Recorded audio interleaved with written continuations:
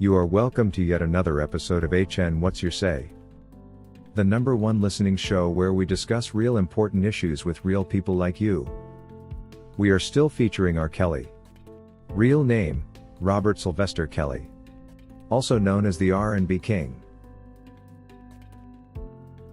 I am sure you all know how much many young people do idolize famous artists with money and fancy lifestyles like they did Michael Jackson, R. Kelly, Whitney Houston, and many more. Why would a child who has a dream of becoming a successful musician not admire a life that is filled with money, women and flashy cars and everything else a kid would ever dream of?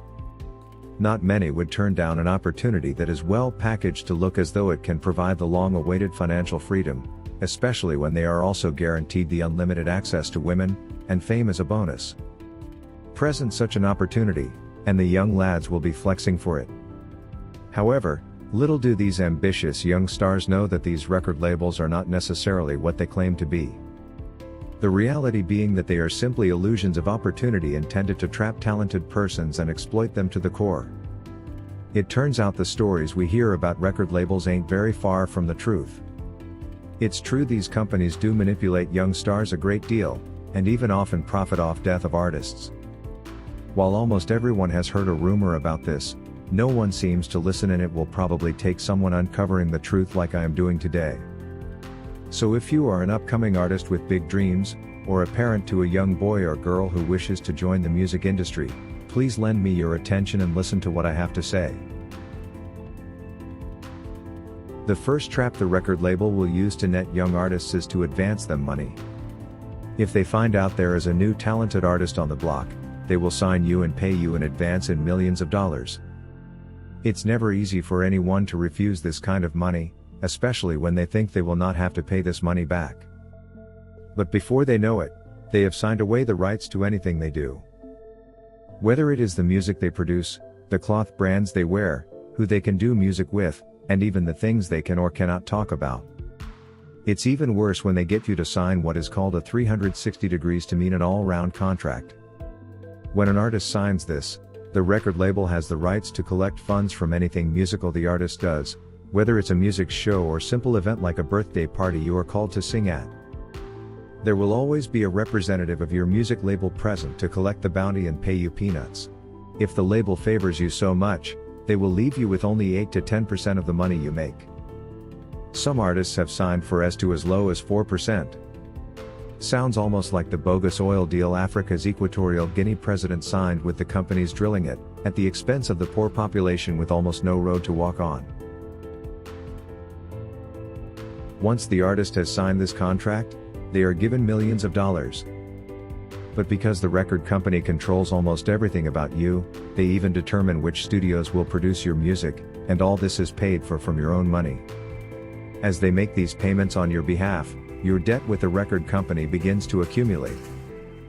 By the time your album is out and ready to hit the market, you are swamped in debt, and almost all the returns will go to the record label, first to clear your expenses, and then to pay off the company dividends according to your agreement. And then you need to make the second album to pay off the record label. And then the third. By the time the artist realizes they signed their ticket to everlasting debt, they are getting older and out of relevance. At this point, the record label does not really need you anymore. You have made them a lot of money and spent everything that you had, and you are better off dead to the label than alive. Because when you die, the record label gets to keep your entire music catalog and use it to make more and more money and to promote themselves to new entrants. Some very ambitious record labels such as Sony do go as far as keeping a life insurance on their artists. And with this kind of arrangement, the artist is better off dead than alive to them. Because your death does bring even more money to the table than your old age continued existence. Now, the problem is when it comes to great artists, who even after paying all the millions of dollars to the record labels will still save off enough to be worth a couple of hundreds of millions of dollars.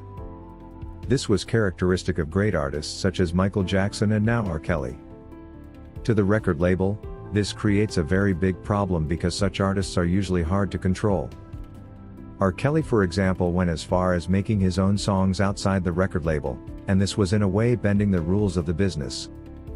For such hard to control artists, the record labels will prepare them for a fall. Remember, they know these artists well enough to understand their weaknesses, and so they will trap you. If your weakness is women, for example, they will make sure you have a full-time supply.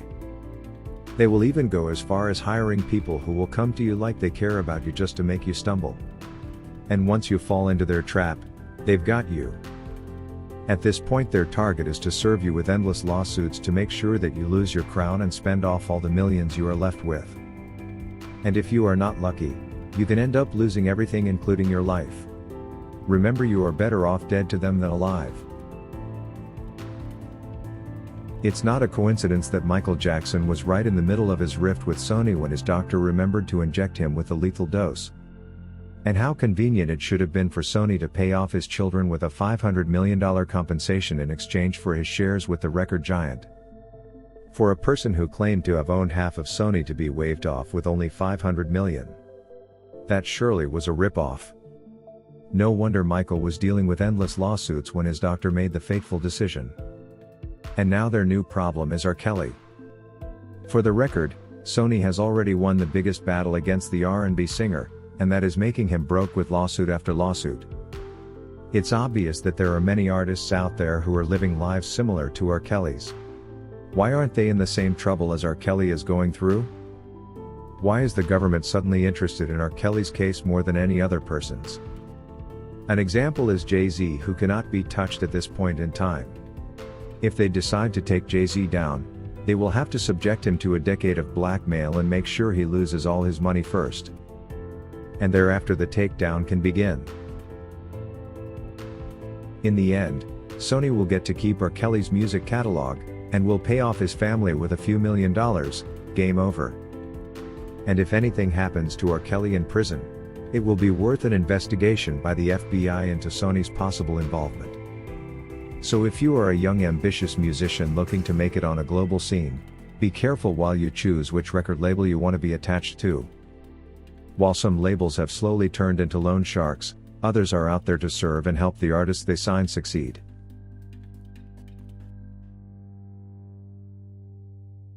That is all we had for you today on HN What's Your Say? To keep updated whenever we post a new video, subscribe to this channel now. Also remember to hit the bell icon and enable notifications. And feel free to share your opinions with us in the comment section below, and let us know if you would like us to publish your views in our next release. We value all our subscribers' opinions.